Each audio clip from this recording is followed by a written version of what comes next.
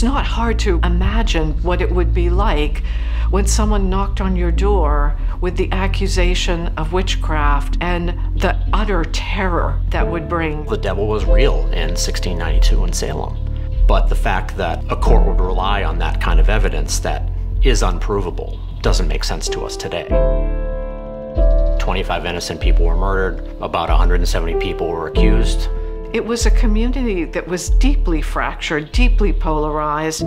How did the community come together again? How have individuals, how has the community, how has the government acted in the 330 years since the Salem witch trials to try to help heal the wounds of that injustice?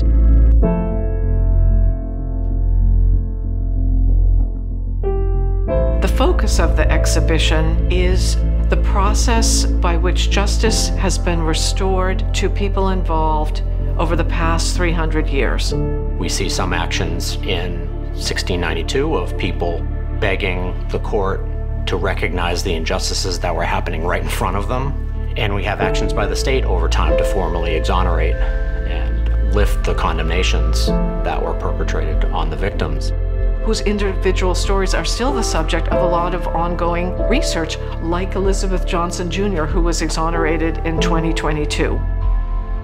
On view in the exhibition are original and authentic objects related to people who were involved in the trials, alongside reproductions of 21 historic documents from the trials. The primary sources are unusually numerous for an incident that happened over 300 years ago. As you read through, you get a sense of the anguish, the trauma, the fear.